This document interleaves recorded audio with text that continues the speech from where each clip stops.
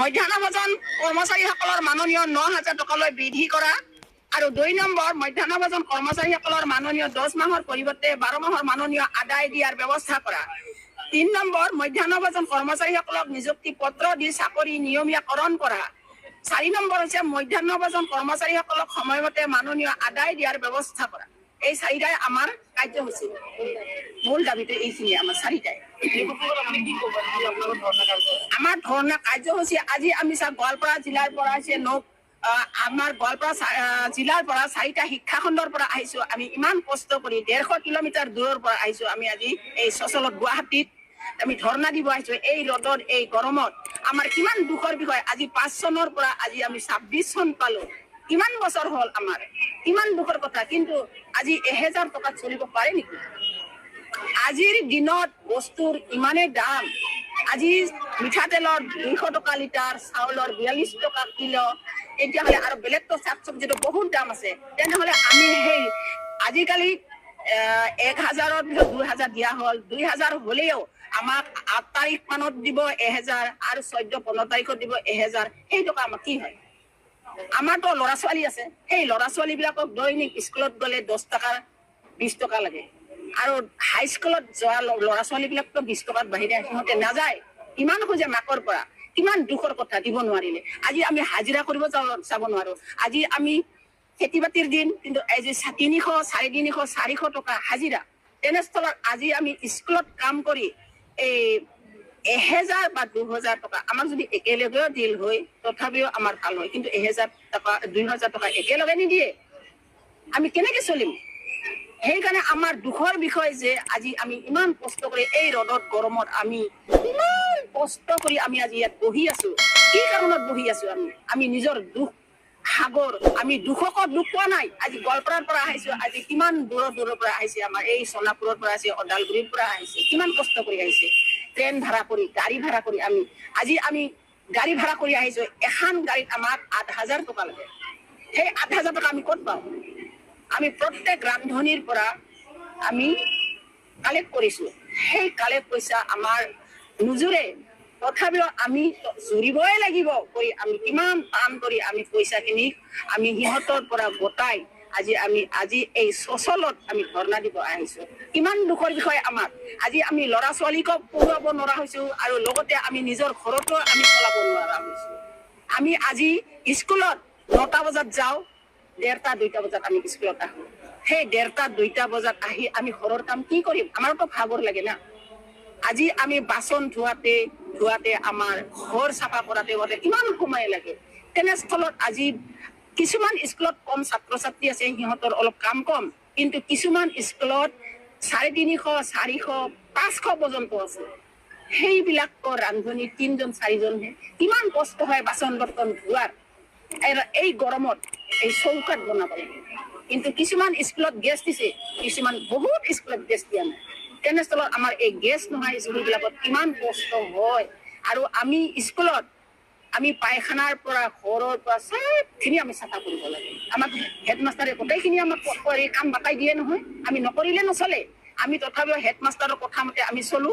তথাপিও যদি আমাক দৰমহা বাঢ়াই দিয়ে, তথাপিও আমি সেইখিনি আমি দুখ অনুভৱেই নকৰিলো। এতিয়াও আমি দুখ অনুভৱ নকৰো।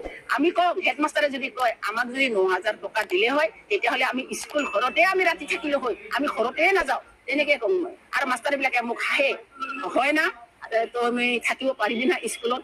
পাৰিম। যিহেতু আমি ঘৰত খৰচ দিব পাৰো বা ল'ৰা ছোৱালীখিনিক আমি অলপ চাব পাৰো, গতিকে আমি স্কুলত থকাতে আমাৰ কি ক্ষতি? আমাক একো ক্ষতি নহয়।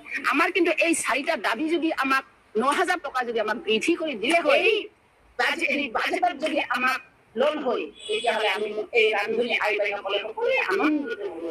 মামাইতো অলপ চকু ফিৰাই চাব লাগে। এইখিনি আমাৰ দাবী।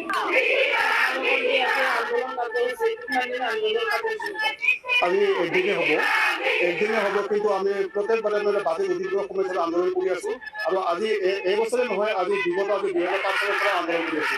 কিন্তু এই চৰকাৰে প্ৰতাৰণা কৰি আছিলে। মাত্ৰ 500 টকা বৃদ্ধি কৰিব, 2 বছৰৰ 500 টকা বৃদ্ধি কৰিব। এতিয়া মাত্ৰ 2000 টকা পায়। 2000 টকা 1000 টকা কেন্দ্ৰ চৰকাৰে পায় আৰু 1000 টকা ৰাজ্য চৰকাৰে পায়। এই 2000 টকা একেলগে নিদিয়ে।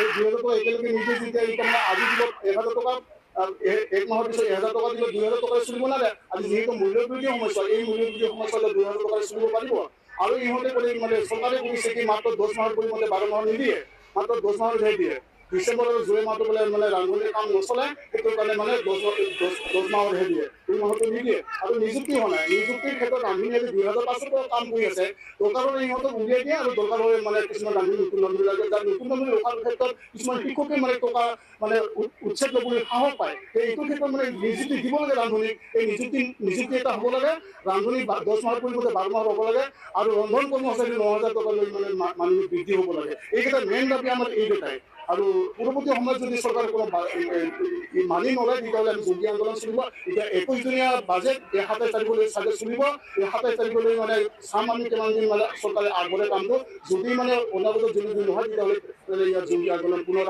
আমি কৰিম গতিকে আপোনাৰ যি বাজেট অধিৱেশন চলি আছে গতিকে আপুনি আমাৰ হেৰি চলি আছে গতিকে বাজেটত আপোনালোকৰ হেৰি উত্থাপন হ'ব বুলি আপুনি ভাবে নাই উত্থাপন হ'ব বুলি ভাবো কাৰণ যিবিলাকে মানে আজি মানে মেমৰিয়েল লৈ গৈছে সেইটো মানে বাজেট এনে কিছুমান মানে মন্ত্ৰীও আহে আজি মন্ত্ৰী নাহিলেও যিটো মানে আজি বিশেষভাৱে আহিব সিহঁতে নিশ্চয় বাজেটৰ উত্থাপন হয়ে প্ৰত্যেক বছৰে হয় বাজেট কিন্তু গুৰুত্ব কোনো সহকাৰে নিদিয়ে এইটো গুৰুত্ব কিয় কাৰণে নিদিয়ে সেইটো আমাক লাগে আৰু মানে অলপ হ'লেও ৰান্ধনিবিলাকে 6 ঘণ্টা সময় নষ্ট কৰে মানে ইহঁতে আগতে যাব লাগে শিক্ষকৰ পিছত আহিব লাগে কিবা এটা মানে চাউলৰ যদি চলো যায় বন্ধ কৰা ৰান্ধনিৰ ওপৰত মানে সম্পূৰ্ণ মানে প্ৰতিবাদ ৰান্ধনিৰ প্ৰতি যায় গতিকে ৰান্ধনিৰ কৰ্তব্য বহুত ইয়াতে সেইটো মানে চৰকাৰে অলপ ভাবি চিন্তি চাই পেলাই মানুহটো বৃদ্ধি কৰে তাকে আমি মানে এটা দাবী জনাইছোঁ চৰকাৰৰ পুনৰ 21 দিনৰ পিছত যদি কোনো 21 দিনত মানে কোনো এটা দাবী নলয় তেতিয়াহ'লে আমি পুনৰ আন্দোলন আমি কৰি এটা হ'ব লাগে ৰান্ধনি 10 মাহৰ পৰিৱৰ্তে 12 মাহ হ'ব লাগে আৰু ৰন্ধন কৰ্মচাৰী 9000 টকা লৈ মানে মানুহ বৃদ্ধি হ'ব লাগে এইকেইটা মেইন দাবী আমাৰ এইকেইটাই আৰু পৰৱৰ্তী সময়ত যদি চৰকাৰে কোনো মানি নলয় তেতিয়াহ'লে আমি জঙ্গী আন্দোলন চলিব এতিয়া 21 দিনীয়া বাজেট এই 27 তাৰিখলৈ চাগে চলিব এই 27 তাৰিখলৈ মানে চাম আমি কিমান দিন মানে চৰকাৰে আগবঢ়াই কামটো যদি মানে অনাগত যদি নহয় তেতিয়াহ'লে ইয়াত জঙ্গী আন্দোলন পুনৰ আমি কৰিম গতিকে আপোনাৰ যি বাজেট অধিৱেশন চলি আছে গতিকে আপুনি আমাৰ হেৰি চলি আছে গতিকে বাজেটত আপোনালোকৰ হেৰি উত্থাপন হ'ব বুলি আপুনি ভাবে নাই উত্থাপন হ'ব বুলি ভাবো কাৰণ যিবিলাকে মানে আজি মানে মেমৰিয়েল লৈ গৈছে সেইটো মানে বাজেট এনে কিছুমান মানে মন্ত্ৰীও আহে আজি মন্ত্ৰী নাহিলেও যিটো মানে আজি বিশেষভাৱে আহিব সিহঁতে নিশ্চয় বাজেটৰ উত্থাপন হয়ে প্ৰত্যেক বছৰে হয় বাজেট কিন্তু গুৰুত্ব কোনো সহকাৰে নিদিয়ে এইটো গুৰুত্ব কিয় কাৰণে নিদিয়ে সেইটো আমাক লাগে আৰু মানে অলপ হ'লেও ৰান্ধনিবিলাকে 6 ঘণ্টা সময় নষ্ট কৰে মানে ইহঁতে আগতে যাব লাগে শিক্ষকৰ পিছত আহিব লাগে কিবা এটা মানে চাউলৰ যদি চলো যায় বন্ধ কৰা ৰান্ধনিৰ ওপৰত মানে সম্পূৰ্ণ মানে প্ৰতিবাদ ৰান্ধনিৰ প্ৰতি যায় গতিকে ৰান্ধনিৰ কৰ্তব্য বহুত ইয়াতে সেইটো মানে চৰকাৰে অলপ ভাবি চিন্তি চাই পেলাই মানুহটো বৃদ্ধি কৰে তাকে আমি মানে এটা দাবী জনাইছোঁ চৰকাৰৰ পুনৰ 21 দিনৰ পিছত যদি কোনো 21 দিনত মানে কোনো এটা দাবী নলয় তেতিয়াহ'লে আমি